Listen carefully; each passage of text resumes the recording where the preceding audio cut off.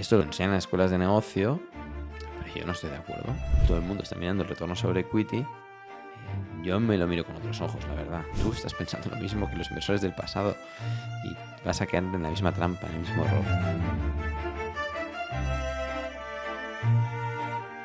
Hola a todos, bienvenidos a este nuevo podcast de oportunidadesenbolsa.com. Y hoy vamos a hablar de las 5 empresas en las que están invirtiendo inversores como Warren Buffett, Terry Smith, Bill Ackman o David Tepper, y las 5 empresas en las que más inversores que siguen esta página web, que es, en general pues hay muchos inversores que son gestores institucionales que gestionan fondos de inversión muy grandes, pues son Microsoft, Berkshire Hathaway, Amazon, Google y Meta. Si están suscritos al newsletter de oportunidadesenbolsa.com, con este podcast también van a recibir una tabla con las tasas de crecimiento de las ventas, margen de beneficio, retorno sobre activos, retorno sobre equity y retorno sobre el capital invertido, o sea, el ROIC, de estas compañías, ya que es una tabla que es la que vamos a utilizar en este podcast.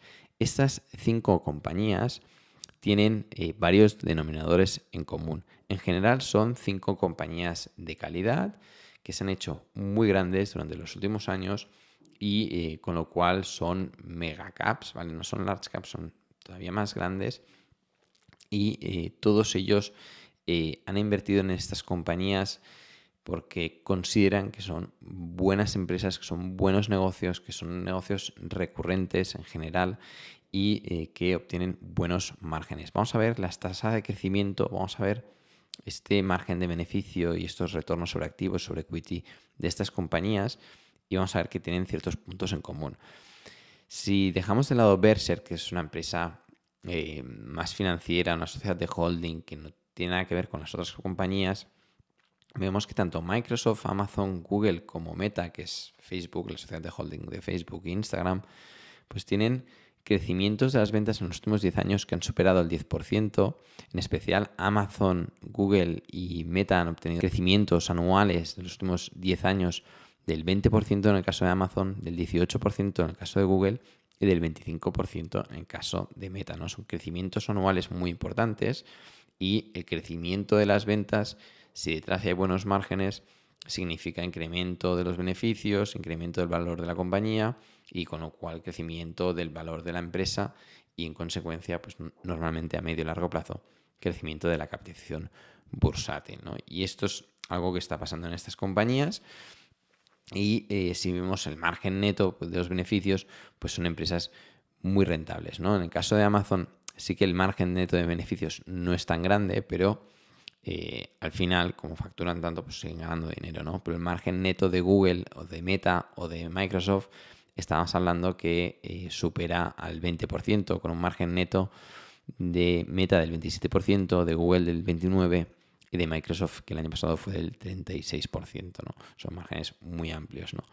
Y en consecuencia, pues si hay buenos márgenes de beneficios, que nos encontramos pues retornos sobre activos, que es los beneficios divididos por los activos de la compañía, pues nos encontramos con retornos muy importantes, ¿no? Muy destacable el caso de Microsoft y el caso de Meta, con retornos sobre activos del 14% en el caso de Microsoft y del 17% en el caso de Meta. Son retornos muy importantes. En el caso de Google, del 15%, ¿no? Son retornos muy importantes que sin duda, cuando tú te encuentras en una empresa con unos retornos sobre activos tan elevados y con unos márgenes netos tan importantes, ahí es cuando nosotros desde OB clasificamos la empresa como empresa de calidad, ¿no? La empresa que publicamos en diciembre, dijimos, oye, esto es una empresa de calidad. ¿Por qué? Porque además de tener ventajas competitivas importantes, pues tiene muy buenos márgenes de beneficios que se consiguen gracias a estas ventajas competitivas y en consecuencia muy buenos retornos sobre activos, ¿vale? Tienen retornos sobre todos los activos de la compañía pues muy buenos, ¿no? Y estas son empresas muy atractivas para el inversor. Y si miramos otros retornos como el de equity o retornos sobre el ROIC, pues también vemos buenos retornos. No saltan tanto, es decir, hay empresas que vemos un retorno sobre activos que a lo mejor es de 5 y el ROE a lo mejor es de 20 o de 30, bueno, porque son empresas muy apalancadas. que tampoco nos interesa tanto. Yo soy bastante crítico con el ROE, ya que a lo mejor a mí me interesa tener una empresa menos endeudada que otra. Dirán, no, pues que es mejor, está mejor asignado el capital en una empresa que tiene deuda a bajo tipo de interés que otra que no tenga deuda. Esto lo enseñan en las escuelas de negocio, pero yo no estoy de acuerdo, ¿vale? Y se lo dice una persona que soy el director y fundador de proteínasenbolsa.com, que estamos obteniendo rentabilidades que superan a los mejores gestores de fondos del mundo, ¿vale? Es decir, estamos batiendo el mercado con creces, con rentabilidades anualizadas medias que superan al 100%, y con lo cual mi opinión yo creo que es significativa en este aspecto. Es decir, piénselo como empresario. Imagínate que tienes dos empresas idénticas, ¿vale? Idénticas, el mismo negocio, el mismo, ¿vale? Una tiene deuda y la otra no tiene deuda. ¿Cuál prefieres que sea tuya? En la totalidad, ¿eh? La que no tiene deuda, ¿vale? Es que es muy sencillo.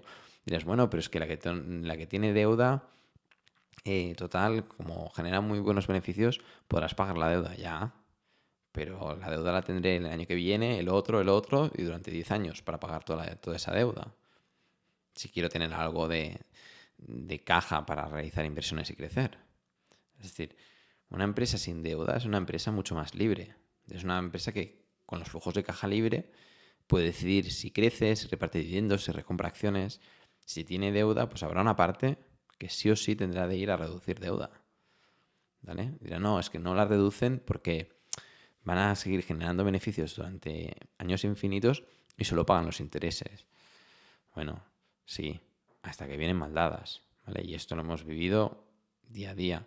Es más, muchísimas veces publicamos empresas en OB que sus problemas principales vienen por tener deuda y que caigan las ventas. Entonces, el mercado entra en pánico porque entonces, si las ventas van cayendo, esa deuda cada vez es relativamente más grande, los beneficios van cayendo y con lo cual también caen los flujos de caja libre, con lo cual los pagos de intereses se hacen relativamente más grandes y ahí es cuando empiezan a venir los problemas para las empresas, ¿vale? Entonces, y ahí cuando la empresa está en problemas es cuando la publicamos en OB, ¿vale? Entonces, sobre el retorno sobre equity, que hay como todo el mundo está mirando el retorno sobre equity, yo me lo miro con otros ojos, la verdad, ¿vale? Y una cosa es lo que te dirá un CEO, ¿vale? De una compañía, de una empresa cotizada, y otra cosa es lo que te dirá un empresario con una empresa propia.